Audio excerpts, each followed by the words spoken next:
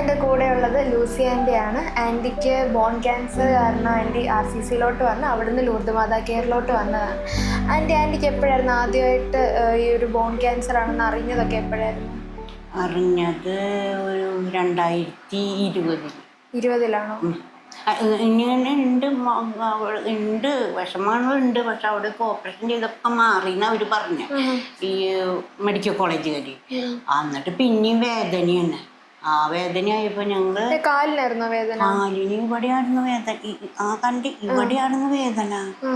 അങ്ങനെ അങ്ങനെ അങ്ങനെ അങ്ങനെ അങ്ങോട്ട് കേറിയിട്ടാണ്. അപ്പോൾ 2-3 ഓപ്പറേഷൻ ചെയ്തു. എന്നിട്ട് മാറുന്നില്ല.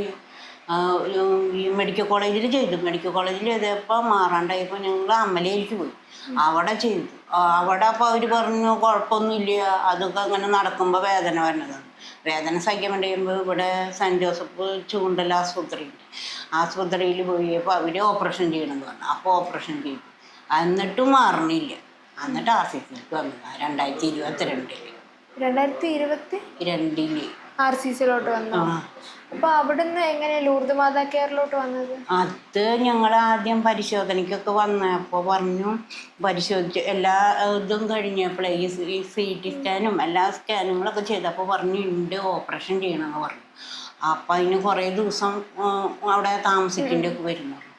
അപ്പം അതുണ്ടെന്ന് പറഞ്ഞപ്പോൾ ഞങ്ങൾ തിരുവനന്തപുരത്ത് ആരോ ഒരു പരിചയക്കാരുണ്ടാവും, അവരിങ്ങനെ പറഞ്ഞു തന്നിട്ട് ലൂർദ് മാതയിലേക്ക് വന്നതാണ്. എന്നിട്ട് അവിടെ നിന്ന് ലൂർദ് മാതാ കെയറിൽ എത്ര നാളുണ്ടായിരുന്നു? 7 മാസം. 7 മാസം ഉണ്ടായിരുന്നു. 1 മാസം മാത്രം. 8 മാസം മൊത്തം ഞങ്ങൾ അവിടെ ഉണ്ടായിരുന്നു. പക്ഷെ 1 മാസം ഞങ്ങൾ വേറെ ആയിരുന്നു, അറിയില്ല അങ്ങനെയുള്ള സ്ഥലങ്ങൾ. അപ്പോൾ ഒരാളുടെ വീട്ടിലായിരുന്നു. അപ്പോൾ അങ്ങനെ ഒരു സാബു എന്ന് പറഞ്ഞ ഒരാളുടെ വീട്ടിലാണ് 1 മാസം. പിന്നെ 7 മാസം ലൂർദ് മാതയിൽ. എങ്ങനെ ഉണ്ടായിരുന്നു ലൂർദ് മാതാ കെയറിലെ താമസമൊക്കെ? അയ്യോ, അവിടുത്തെ പ്രാർത്ഥനയും അത് കാരണം കൊണ്ട് ഞാൻ ഇത്ര ജയിച്ചു. അല്ലെങ്കിലൊന്നും ഞാനൊന്നും ഇങ്ങനെ വെച്ചാൽ എനിക്ക് കൂടുതൽ എൻ്റെ കയ്യിന് ഭയങ്കര മരവിപ്പ് എപ്പോഴും. ഞാൻ വചനം എഴുതൊക്കെ ചെയ്യും. എനിക്ക് 2 മക്കളാണ് ഉള്ളത്. ഭർത്താവും മോനും കൊല്ലത്ത ഒരു ചെറിയൊരു ബിസിനസ്സായിട്ട് മോളാണ് എൻ്റെ അടുത്ത് ഉണ്ടായിരുന്നത് നോക്കാനൊക്കെ. എല്ലാവരും ഉണ്ടായിരുന്നു, ഞങ്ങൾ 4 ആളുണ്ടായിരുന്നു. മോളാണ് നിന്നത്. ഇപ്പം പെട്ടെന്നല്ലേ നമുക്ക് ഇപ്പം ഇതേപോലെ ക്യാൻസർ വന്നതും കാല് മുറിച്ച് മാറ്റിയതൊക്കെ പെട്ടെന്നല്ലായിരുന്നു.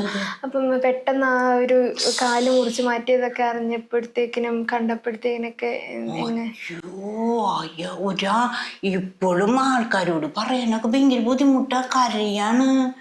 എനിക്ക് മാത്രം കാലില്ല, എല്ലാവരും നടക്കല്ലേ, എനിക്ക് മാത്രം ഒരു ഇപ്പോൾ കല്യാണം അവിടെ ഇപ്പം നിങ്ങൾ അവിടത്തോളം പോയില്ലേ മറിയം ത്രേസ്യ, ആ പള്ളിയിൽ പെരുന്നാൾ, ഇതൊക്കെ ആൾക്കാരൊക്കെ അടുത്ത പള്ളിയിൽ പെരുന്നാൾ, അതിനൊക്കെ പോകുമ്പോളെ അവരൊക്കെ ചെല്ലുമ്പോൾ അവരൊക്കെ ഇറങ്ങി നടക്കുക. എൻ്റെ കൈയൊക്കെ പിടിച്ചിട്ടുണ്ട്. ഞാൻ കാരണം പോവില്ലേ, ഞാൻ പറയും ഞാനില്ല, എനിക്ക് കാലിലില്ല, അവരൊക്കെ നടക്കല്ലേ. അത് കാരണം കൊണ്ട് എനിക്ക് ഭയങ്കര വിഷമമാണ്. കീമോ ചെയ്തപ്പോഴത്തേക്കും എന്തെങ്കിലും ബുദ്ധിമുട്ടോ എന്തെങ്കിലും ഉണ്ടായിരുന്നോ? കീമോ കുറേ ബ്ലഡും പ്ലാറ്റ്ലേറ്റും എല്ലാം കുറഞ്ഞു പോയി. എന്നിട്ടെല്ലാം കയറ്റി അവരൊക്കെ കുറേ ബുദ്ധിമുട്ടി. എൻ്റെ മോളും ഭർത്താവും ഒക്കെ നല്ലോണം ബുദ്ധിമുട്ടി. പിന്നെ കൊറോണയല്ലേ ആയിരുന്നു ആ സമയത്ത്, അത് കാരണം കുറേ ബുദ്ധിമുട്ടി. കുറേ കുപ്പി ബ്ലഡ് കയറ്റി, കുറേ കയറ്റി. പിന്നെ ഭയങ്കര ഛർദി, എല്ലാവരോടും ദേഷ്യം ഒക്കെ. ഭയങ്കര ദേഷ്യമായിരുന്നു. എന്ത് ദേഷ്യമായിരുന്നു. അതിൽ നിന്നൊക്കെ ജയിച്ചത് എന്താണെന്ന് വെച്ചിട്ടുണ്ടെങ്കിൽ എന്നോടത്ത് കുർബാന. അവിടെ ഒരു അച്ഛൻ വേറെ വല്യച്ഛണ്ടായിരുന്നു, ഒരു ജോസഫ് അച്ഛൻ ഉണ്ടായിരുന്നു, വെട്ടുകാടൻ ജോസഫ് വെട്ടുകാട്ടിൽ അച്ഛൻ.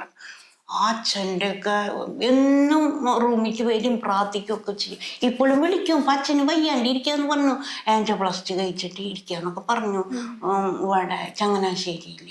അപ്പോൾ അങ്ങനെ അവിടുത്തെ പ്രാർത്ഥന, അവിടുത്തെ നമുക്ക് ഒരു വിഷമമൊന്നും ഉണ്ടായിട്ടില്ല. അവിടെ എല്ലാവരും കൂട്ടിയിട്ട് ഭയങ്കര സന്തോഷം. അവിടെ നിന്ന് പോരുമ്പോൾ നമുക്ക് വിഷമമാണ്.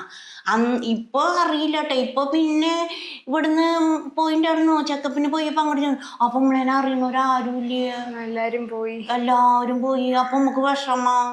അപ്പം ഇപ്പൊ പോണില്ല അങ്ങോട്ട്. താങ്ക് യു മേഴ്സി ആൻറ്റി, ഞങ്ങളോട് ഇത്ര നേരം സംസാരിച്ചതിനും സമയം ചെലവഴിച്ചതിനും ഒക്കെ. കാണാൻ സാധിച്ചതിൽ ഒരുപാട് നന്ദി. പിന്നെ ഇതുപോലെ നല്ല രീതിയിൽ എണീറ്റ് നടക്കാനും ഈ കൈയുടെ തരിപ്പെല്ലാം പെട്ടെന്ന് മാറും, അതിനെല്ലാം ഞങ്ങൾ പ്രാർത്ഥിക്കാം.